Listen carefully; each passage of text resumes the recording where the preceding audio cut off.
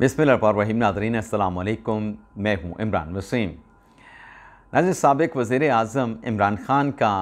Chief justice of Pakistan justice Qazi Faez को ख़त। ये नाज़रीन आज के दिन की इसलिए बड़ी ख़बर है कि अगर आज के रोज़ की बड़ी डेवलपमेंट्स में से किसी एक बड़ी ख़बर का इंतख़ाब करना हो तो मैं इस ख़त वाली ख़बर का इंतख़ाब करूँगा। अब इमरान ख़ान साहब का जो ख़त है, इस ख़त के मंदरजात पे हम बात करेंगे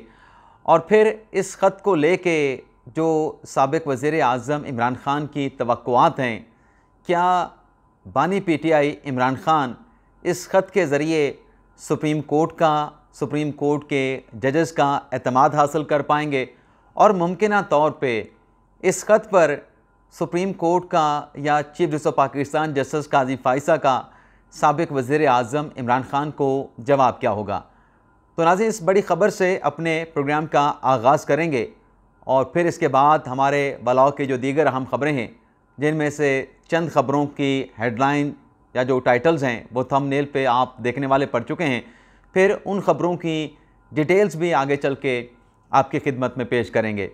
लेकिन आज प्रोग्राम का आगाज़ करने से पहले आपसे दरख्वास्त करेंगे कि चैनल को सब्सक्राइब कर लें, बेल आइकॉन का बटन प्रेस करें और अगर आपको हमारा ब्लॉग पसंद आता है तो इसे अपने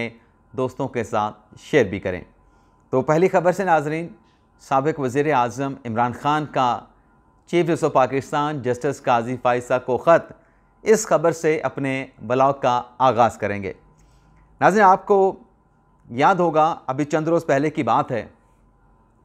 कि जो नैब तरमीम केस में साबिक़ वज़ीर आज़म इमरान ख़ान साहब वीडियो लिंक के ज़रिए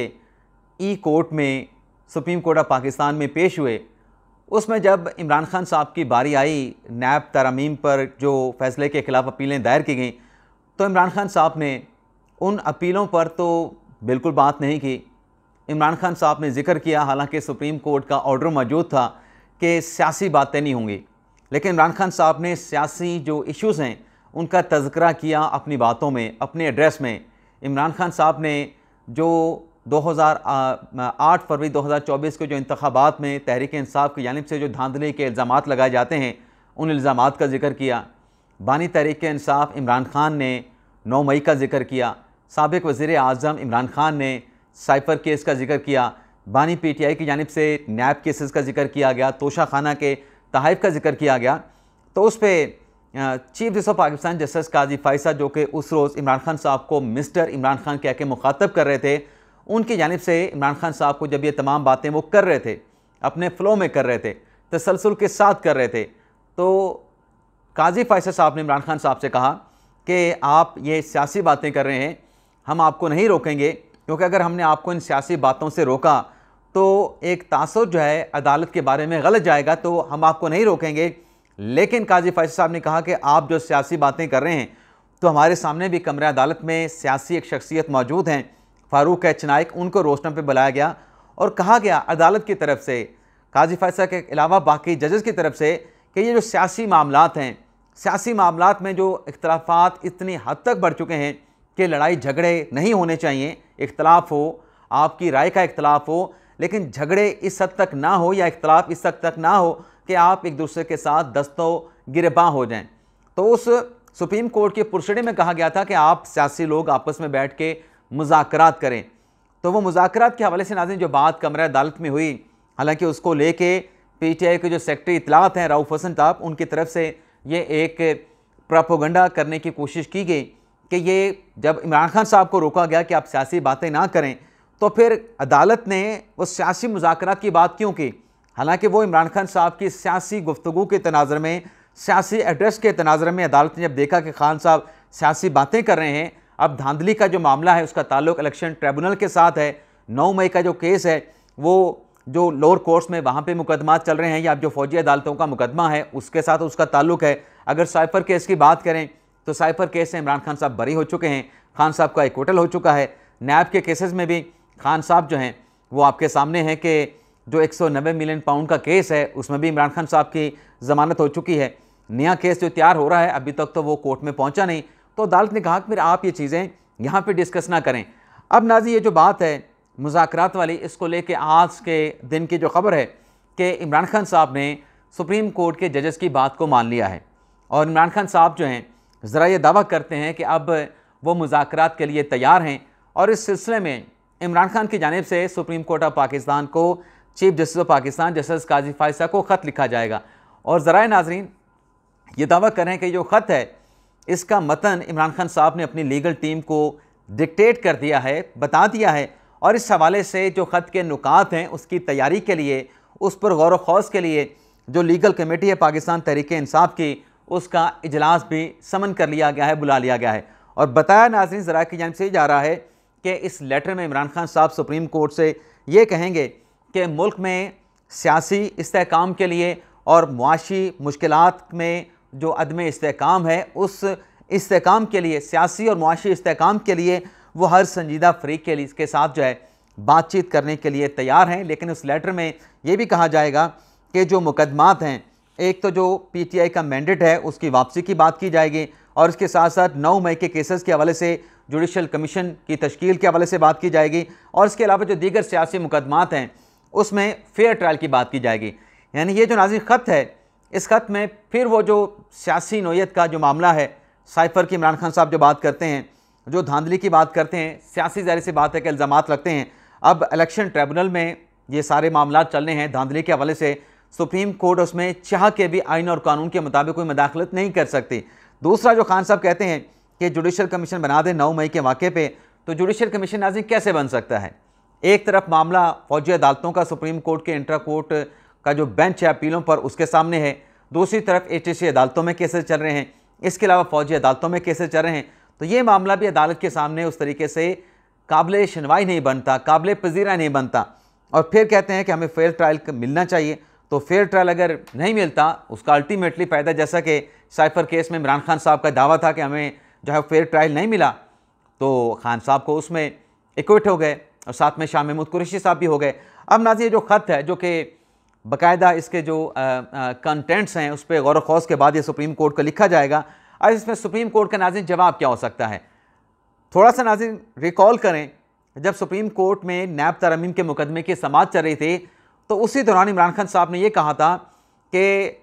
हमारी नज़रें और कौम की नज़रें सुप्रीम कोर्ट की तरफ हैं, हमारी तवक्कुआत इस सुप्रीम कोर्ट से लगी हैं। तो इस पर जैसे जमाल खान मंदोखेल साहब ने बड़ा वाज़े तौर पर जवाब दिया था कि सुप्रीम कोर्ट तो आइन और कानून के ताबे हैं, बल्कि हमारी जो तवक्कुआत हैं वो सियासी लीडरशिप से हैं कि सियासी मामलात आप आपस में मिल बैठ के तय करें। और जो इमरान खान साहब को मंदोखेल साहब ने कहा था ना कि आप जो यहाँ पे बातें बता रहे हैं कि पाकिस्तान डिफ़ॉल्ट होने के करीब है, पाकिस्तान के पास डॉलर्स नहीं है, पाकिस्तान का कर्जा बहुत ज़्यादा है, पाकिस्तान के माशी हालात ख़राब हैं, आपने तो हमें खौफज़दा कर दिया है, हमें तो ऐसा लगता है कि आगे रोशनी नहीं आगे अंधेरा है। तो इन हालात में मंदोखेल साहब ने इमरान खान साहब को कहा था कि आप हमसे क्यों तवक्को लगाते हैं, अगर आपकी बात को चलो लेके भी चलें, अगर सुप्रीम कोर्ट भी नाकाम होगी तो फिर किसकी तरफ देखेंगे? तो अदालत ने कहा था, मंदोखेल साहब ने कहा था, अथर मिनल्ला साहब ने कहा था, काजी साहब ने भी उस बात का इशारा दिया था कि आप बैठ के खुद मुज़ाकरात करें, हमें इस मामले में इन्वॉल्व ना करें। हाँ, ये अदालत ने यह भी वाज़ेह तौर पे कहा कि अगर ये जो आप बात करते हैं ना बार बार, अगर सियासी लोग सियासी मामलात पे बातचीत करने में नाकाम हुए, इससे अगर कुछ हो गया, यानी मुल्क का अगर नुकसान हो गया, तो हम यानी अदालत जो है, सुप्रीम कोर्ट के जजेस जो हैं, आप सियासतदानों को ज़िम्मेदार ठहराएंगे। तो ये जो नाज़रीन लेटर है, ये लेटर अगर सुप्रीम कोर्ट में लिख भी दिया जाए तो मेरा अंदाज़ा ये है कि इस लेटर का कोई रिस्पांस होगा नहीं, क्योंकि ये अदालत इलेक्शन के मामला पे बराह रास्त, और जो खान साहब कहते हैं वो 9 मई वाला वाक़या उस पर अगर जुडिशल कमीशन बनाना है तो सियासी लोगों के साथ बैठ के, जैसे 2013 के इंतखाबात में धांधली का जो इल्ज़ाम लगाया था, वो 2 सियासी जमातें नून लीग और तहरीक इंसाफ ने बैठ के सियासी तौर पे उस पर मुज़ाकरात करके जुडिशल कमीशन बनाने का फ़ैसला किया, उस हवाले से कानून साजी की थी। अगर इमरान खान साहब ने 9 मई के हवाले से भी जुडिशल कमीशन बनाना है तो इन्हें अपनी सियासी जमातों के साथ, साथी सियासी जमातों के साथ बैठना होगा। इसका भी जो सुप्रीम कोर्ट से ताल्लुक़ नहीं है। हाँ, जो मुकदमात हैं इमरान खान साहब के ख़िलाफ़ या PTI की क़यादत के ख़िलाफ़, उस पर अगर उनको ये है कि उन्हें जो है वो आर्टिकल 10A जो है, यानी फेयर ट्रायल जो है नहीं दिया जा रहा, फेयर ट्रायल का मौका नहीं मिल रहा, तो वो अपीलेट फोरम पे इमरान खान साहब जो हैं उस पर अपील कर सकते हैं। तो देखते हैं कि ये जो लेटर का मामला है ये कब इमरान खान की जानिब से लिखा जाता है chief justice of Pakistan justice Qazi Faisa को। इसके अलावा नाज़रीन जो दीगर खबरें हैं उसमें जो मैंने जिक्र किया कि चीफ जस्टिस ने कैदी नंबर 804 की फरियाद सुन ली। तो नाज़रीन जो इमरान खान साहब की और बुशरा बीबी साहबा की दरख्वास्तें थीं कि इद्दत निकाह केस में अपीलों को समाअत के लिए जल्द मुकर्रर किया जाए और जो सेंटेंस की सस्पेंशन है वो भी सस्पेंशन भी की जाए, तो जो जज है नाज़रीन इद्दत निकाह केस के अफजल मंजूका साहब, उनकी तरफ से इन दोनों दरखास्तों पे नोटिस कर दिए गए थे। 11 जून का नोटिस कर दिया गया था खावर मानिका साहब को, लेकिन उसके पैरेलल नाज़रीन पीटीआई ने यह किया था, इमरान खान साहब की लीगल टीम ने, कि इस्लामाबाद हाई कोर्ट में भी पटिशन दायर कर दी थी। तो उन पटिशन्स के ऊपर दरखास्तों पर इमरान खान साहब और बुशरा बीबी साहब की दरखास्तों पर इस्लामाबाद हाई कोर्ट के स्टाफ की जानिब से एतराज़ात लगाए गए थे। लेकिन आज जो इसमें इस्तदा की गई है कि दरखास्तों को समाअत के लिए मुकर्रर किया जाए, तो chief justice Islamabad high court Aamir Farooq साहब ने ये जो दरखास्तें हैं इन्हें समाअत के लिए मुकर्रर कर दिया गया है एतराज़ात के साथ। और कल नाज़रीन जस्टिस मियां गुल हसन औरंगज़ेब साहब जो हैं इन दरखास्तों पर समाअत करेंगे। अब देखते हैं नाज़रीन, मुतलका जो फोरम है वो निचली अदालत है, निचली अदालत ने तो नोटिस कर दिया है और 11 जून यानी कल इन दरखास्तों पर समाअत भी होने जा रही है। तो देखते हैं कि जस्टिस मियां गुल हसन औरंगज़ेब साहब इस दरखास्त के हवाले से कल की अदालती कार्रवाई के बाद क्या हुक्म जो है वो सादिर फरमाते हैं। इसके अलावा नाज़रीन अगर हम बात करें तो अरशद शरीफ कत्ल केस की भी आज जज अरशद महमूद बसरा साहब की अदालत में समाअत होना थी। और ये अरशद शरीफ साहब का नाज़रीन जो कत्ल है, हमारे सीनियर साफ़ी हैं, ये नाज़रीन शाकिर अली की दरख्वास्त है 22 की इस्लामाबाद के जुडिशल मजिस्ट्रेट के सामने कि यह मुकदमा जो कत्ल हुआ है यह नवाज शरीफ और नून लीगी रहनुमाओं की साजिश है, तो ये मुकदमा इनके खिलाफ दर्ज किया जाए। तो आज जो जज है नाज़रीन अरशद महमूद बसरा साहब, उनकी दस्तयाबी पे अदम दस्तयाबी पे जो नाज़रीन मुकदमे की समाअत है उसे 24 जून तक जो है वो मुलतवी कर दिया गया है। इसके अलावा नाज़रीन जो इस्लामाबाद के 3 हलकों का जो मामला था NA 46, 47, 48, यहाँ पर तहरीक इंसाफ के जो रहनुमा हैं शोएब शाहीन साहब हैं, अली बुखारी साहब हैं, उनके साथ साथ आमिर मुगल साहब हैं, जिनका ये दावा है कि फार्म 45 में तो हम जीते हैं लेकिन फार्म 47 में हमें हरवा दिया गया। तो इन तीनों हलकों के जो उम्मीदवार हैं पीटीआई के, उनकी तरफ से इलेक्शन ट्रिब्यूनल के पास रजू किया गया, जैसे तारिक महमूद जहांगीरी साहब के ट्रिब्यूनल में। लेकिन वहाँ पे नाज़रीन जो नून लीग के रहनुमा थे तारिक फजल चौधरी, अंजम वकील खान और राजा खुरम नवाज़, उनकी जानिब से ट्रिब्यूनल की कार्रवाई को पर जानिबदारी का इल्ज़ाम लगा के, तासुब का इल्ज़ाम लगा के इलेक्शन कमीशन में पटिशन दायर की गई कि ये जो ट्रायल है वो जल्दबाजी के साथ जो है वो चलाया जा रहा है और फेयर ट्रायल नहीं मिल रहा। तो इस पर इलेक्शन कमीशन ने फैसला महफूज किया था। आज 3 बजे नाज़रीन ये फैसला इलेक्शन कमीशन ने सुनाना था, तो 3 बज के कोई 5-6 मिनट पर ये जो फैसला है ये इलेक्शन कमीशन ने अनाउंस किया है, जिसमें ये जो फैसला इलेक्शन कमीशन का नाज़रीन आज आया है वो तहरीक इंसाफ के तीनों रहनुमाओं पे आप कह सकते हैं कि बिजली बन के गिरा है। बिजली बन के, चलें मेरे अल्फाज हो सकते हैं, लेकिन ये तहरीक इंसाफ के रहनुमाओं के लिए एक बुरी खबर हो सकती है, जिसमें इलेक्शन कमीशन ने नून लीग के उम्मीदवारों की जो दरखास्तें हैं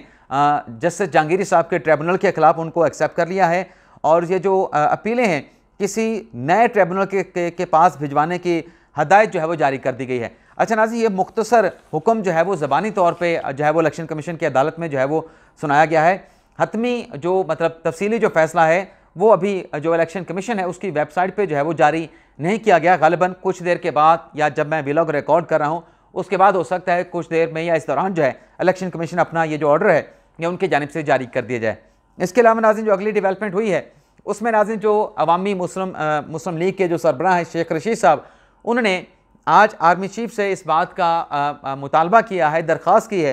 कि जो 9 मई के मुल्ज़मान हैं उनकी आर्मी चीफ आसिम मुनीर शाह साहब जो हैं वो आम माफ़ी का ऐलान करें। अब नाज़रीन जो आम माफ़ी के ऐलान के शेख रशीद साहब बात कर रहे हैं,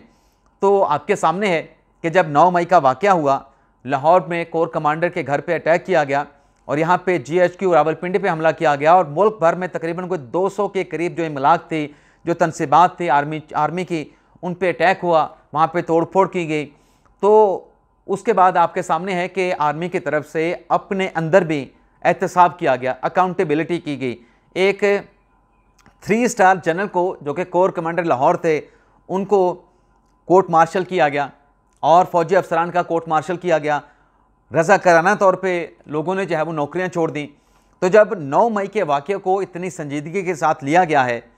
फ़ौज की तरफ से बतौर इदारा लिया गया है, तो कैसे हो सकता है कि जो 9 मई के मुल्ज़मान हैं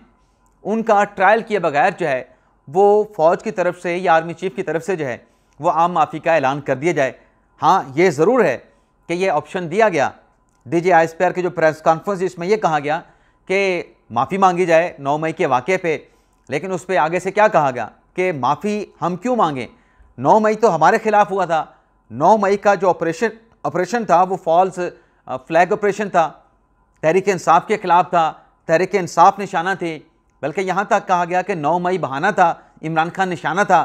तो इन तमाम हालात में जब 9 मई के वाक़े को उल्टा जिनके खिलाफ हुआ उन पर डालने की कोशिश की गई, उनकी साजिश बनाने की कोशिश की गई, तो कैसे हो सकता है कि आम माफ़ी जो है वो आर्मी चीफ ऐलान कर दें, क्योंकि आर्मी चीफ का केस नहीं है, अब ये पाक फ़ौज का वसीयत इदारा केस है। इसलिए बार बार नाज़रीन जब कोर कमांडर का कॉन्फ्रेंस होती है या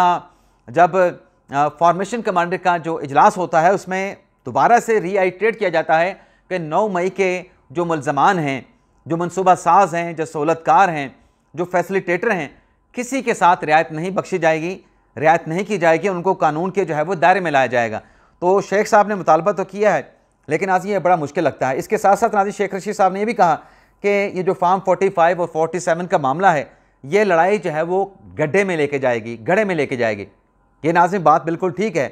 कि फार्म 45, 47 की जो लड़ाई है वो गड्ढे में लेके जाएगी, लेकिन ये नाज़रीन सवाल अपनी जगह पे है कि गड्ढे में जाएगा कौन। ये सवाल अपनी जगह पे मौजूद है कि फार्म 47, 45 को लेके सियासी अदम इस्तेहकाम जो पैदा करने की कोशिश की जाती है या सियासी अदम इस्तेहकाम जो मौजूद है, इस तनाज़र में गड्ढे में जाएगा कौन, कौन गड्ढे में जाएगा, ये नाज़रीन सवाल अपनी जगह पे मौजूद है। जवाब जो है मेरे ख्याल से अभी इसका जवाब अभी आना बाकी है। इसके अलावा नाज़रीन अगली खबर जो आपके साथ हम शेयर करने जा रहे हैं, नरेंद्र मोदी ने भारतीय प्राइम मिनिस्टर का तीसरी मरतबा भारत के वज़ीर-ए-आज़म बनने का हलफ उठा लिया है। तो इस पर नाज़रीन वज़ीर-ए-आज़म शहबाज शरीफ की जानिब से नरेंद्र मोदी को मुबारकबाद पेश की गई, लेकिन नाज़रीन शहबाज शरीफ साहब ने तो सिर्फ एक सतर का ट्वीट कर दिया मुबारकबाद का नरेंद्र मोदी के लिए, लेकिन नवाज शरीफ ने नाज़रीन जो कि साबिक़ वज़ीर-ए-आज़म हैं और शहबाज शरीफ साहब के भाई हैं, और शहबाज शरीफ को भी वज़ारत उज़्मा के लिए नवाज शरीफ ने नॉमिनेट किया, नामज़द किया था, तो नवाज शरीफ ने भी तीसरी मरतबा नरेंद्र मोदी के वज़ीर-ए-आज़म बनने पे उनको तहे दिल से मुबारकबाद पेश की है और साथ में पेशकश की है कि आएँ मिल बैठ के पाकिस्तान और भारत आपस में मिल बैठ के मुज़ाकरात करके आगे बढ़ के जो नफ़रतें हैं उन नफ़रतों को ख़त्म करें। नफ़रतों को नवाज शरीफ ने कहा कि उम्मीद में बदलें, और साथ में नवाज शरीफ ने नरेंद्र मोदी से ये कहा है कि जो दोनों ममालिक की भारत और पाकिस्तान की 2 अरब की आबादी है, इनकी तकदीर बदलने का ये जो मौका है इससे हम फ़ायदा उठाएं। यानी पाकिस्तान ने भारत की तरफ नवाज शरीफ के ज़रिए आप कह सकते हैं कि भारत की तरफ हाथ बढ़ाया है कि आपस में बैठ के जो मुल्की आपके हमारे आपस में मसाइल हैं उनको भी हल करें, और जो गुर्बत है भारत में और पाकिस्तान में उसके ख़ात्मे के लिए, मुआशी मुश्किलात के ख़ात्मे के लिए मिल बैठ के इस मौके से फ़ायदा उठाएँ और आगे बढ़ें। तो ये भी नाज़रीन एक डेवलपमेंट हुई है। इसके अलावा नाज़रीन जो इमरान खान साहब और असद उमर के ख़िलाफ़ और अली नवाज़ अवान के ख़िलाफ़, शेख रशीद के ख़िलाफ़ जो मुकदमा था थाना I-9 में, उस पर फ़ैसला महफूज हुआ था आज की समाअत के बाद जो जज साहब थे। अब नाज़रीन ये खबर सामने आई है कि इस केस का जो फ़ैसला है वो 13 जून को जो है वो अदालत की जानिब से जो है वो अनाउंस किया जाएगा। इसके साथ साथ नाज़रीन जो हद तक इज़्ज़त का जो कानून है जिस पर सिग्नेचर कर दिए गए हैं और वो पंजाब में बाज़ाब्ता तौर पे कानून बन चुका है, इस कानून के ख़िलाफ़ नाज़रीन जो लाहौर हाई कोर्ट में पटिशन दायर की गई, उस पटिशन पे कुछ एतराज़ात लगाए गए थे। आज नाज़रीन लाहौर हाई कोर्ट के जज साहब ने इन एतराज़ात के ऊपर समाअत की है, और समाअत करने के बाद नाज़रीन डेफेमेशन लॉ के ख़िलाफ़ जो पटिशन है उसको उस पर एतराज़ात रिमूव करते हुए उसे काबिल समाअत करार दे दिया है। तो ये नाज़रीन हमारा व्लॉग, उम्मीद करते हैं कि आपको पसंद आया होगा। आपसे इजाज़त चाहते हैं। अल्लाह ताला हम सब का हामी नासर हो। अपनी दुआ में याद रखिएगा। अल्लाह हाफ़िज़।